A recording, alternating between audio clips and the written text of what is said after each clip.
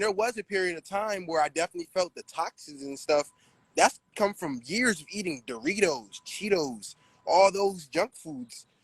And it came from years of eating that I didn't realize that I was putting a whole bunch of chemicals into my body that had to find their way out. And it's not always love and like dandelions and daisies when that stuff is leaving.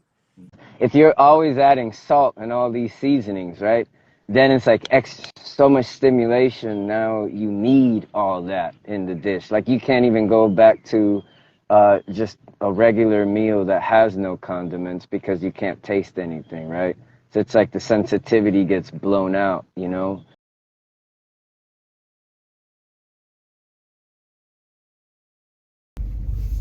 You know, coming up, I was the king of ketchup.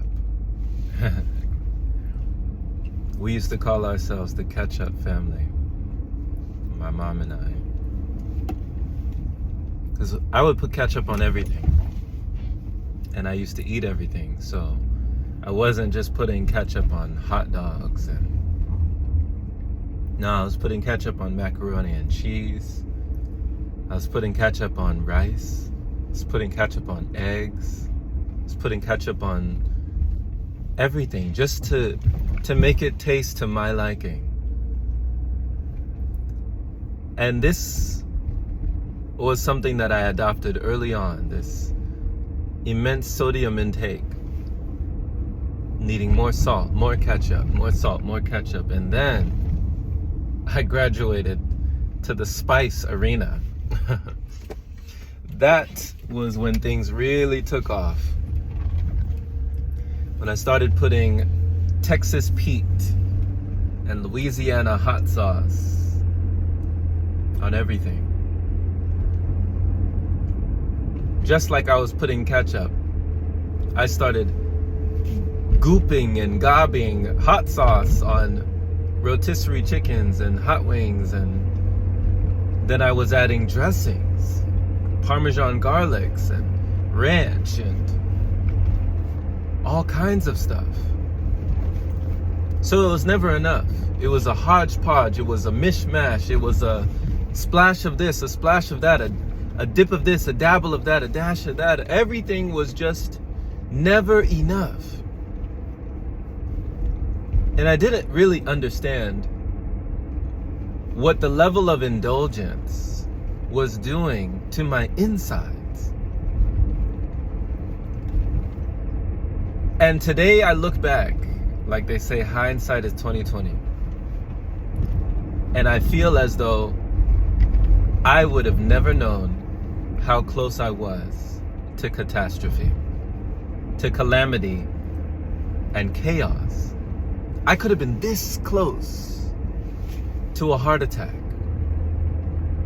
Who knows? Who knows how close I was before I started to let go, before I started fasting, before I started asking myself the questions. Who knows how many blessings I reaped and how many lessons I avoided by allowing the garbage to leave my body. And it wasn't easy. It wasn't easy. I felt queasy, right? I felt nauseous. I felt sick to my stomach, as they say. Asking myself, why did you do this to yourself? Have you ever asked yourself that? Have you ever hugged your own body, told your body that, I love you, I'm sorry, please forgive me, thank you, right? Almost like a whole Ho'oponopono meditation where you speak loving affirmations to your own self, to your own body, as though your body has its own mind, its own personality, its own intelligence. Do we see our bodies this way? We think a lot of the times a higher power, but we don't realize the power that is within us every hour, every minute.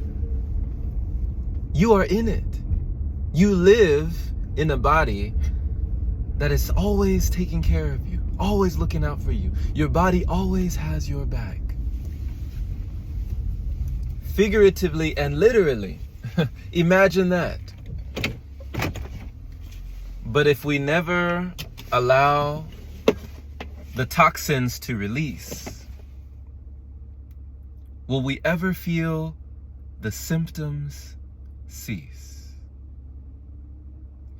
I probably had ulcers in my gut, and I lacked so much guidance because I wasn't taking care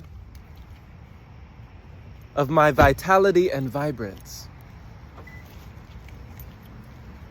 How can you take care, becoming even more aware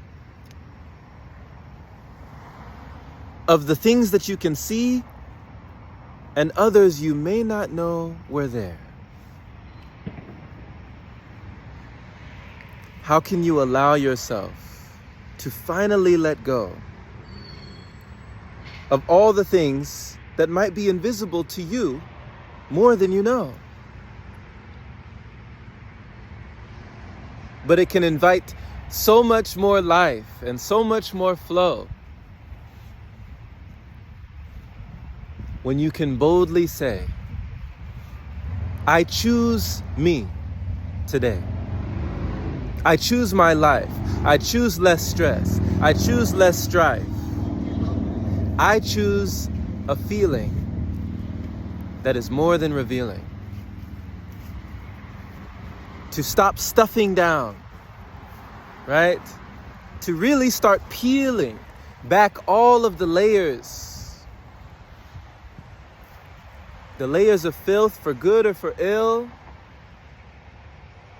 Do what you will. Do what you can. Because, my friend, the power is in your hands. Much love. Take care. And we'll see you again.